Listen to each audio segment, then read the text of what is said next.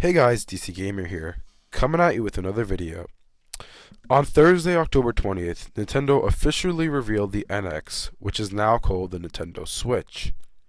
In this video, I will be giving you my thoughts about what has been revealed so far and what the Switch needs to do in order to succeed. So, in the trailer, Nintendo clearly took some inspiration from other companies' trailers for their new devices.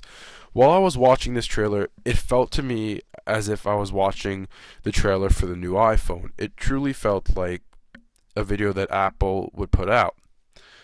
I'm a little disappointed that Nintendo did not say anything about the price and the games that will be launching with the console. We waited about a year and a half for this console to be announced, and this is all we get.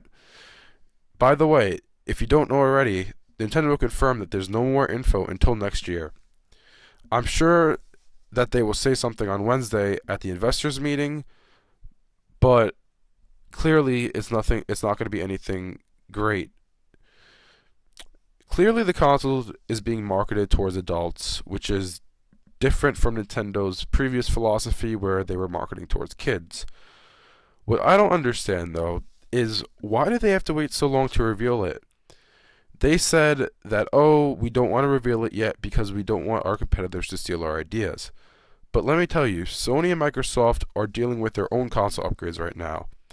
They do not have the time to develop their equivalent to the Switch and release it before Nintendo does.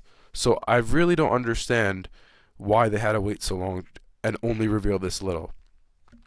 Nintendo keeps on saying that this is not a successor to both the Wii U and the 3DS. What if this is just a successor to the Wii U and they will release a low-end successor to the 3DS that is marketed towards kids, so that way they're reaching the adult market and the kid market? This is clearly a tablet-like device. What if Nintendo decided to release a smartphone-like device that is aimed towards kids, and that would be the successor to the 3DS? This is highly unlikely, but it would be very interesting. It's smart to port Wii U games because the Wii U has some great games on it that many people have not played due to the poor sales of the Wii U. But since Nintendo's doing this, they need to truly change the games. And we could see that clearly Splatoon looks different and Mario Kart looks different too. Maybe they aren't ports and maybe these are actually sequels. But it would be great if these are ports that Nintendo would give Wii U owners a discount, since I already bought the game once. Why do I want to buy it again? They really need to sell that to me, because I own Splatoon, I own Mario Kart 8. What's going to make me go out and pay $60 to go buy the same game? There needs to be true differences. Okay, so now this is what I think the Nintendo Switch needs to succeed. It needs to be no more than $300 for just the console alone. It's fine if they make like a $400 bundle or something, but it can't be more than $300.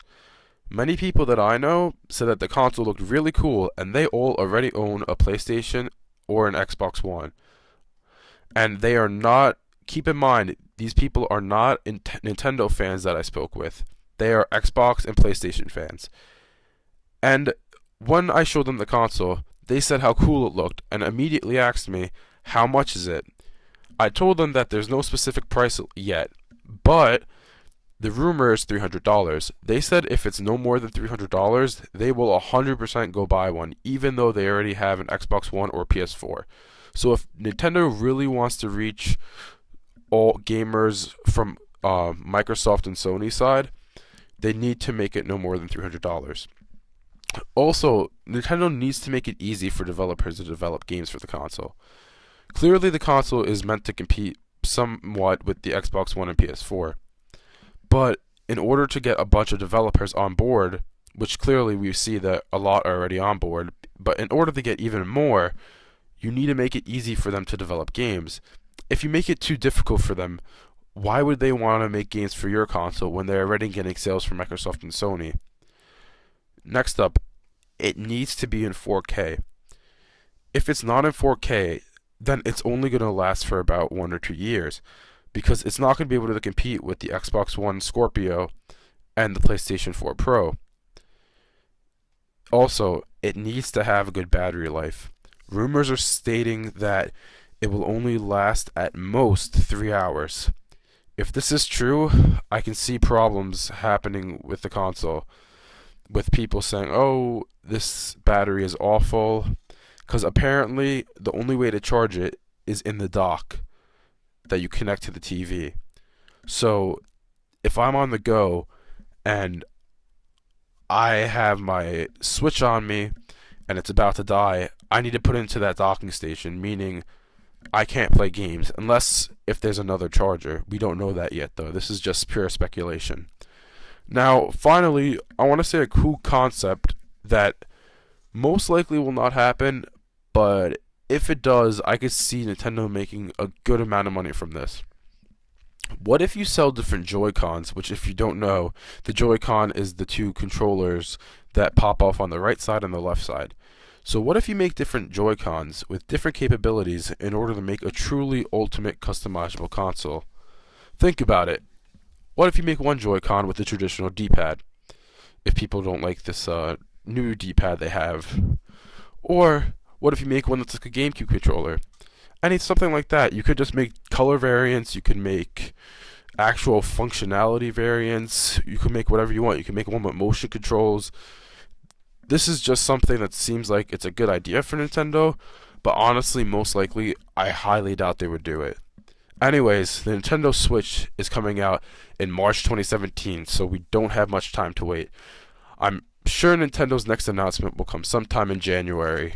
So, until then, I'll see you guys next time.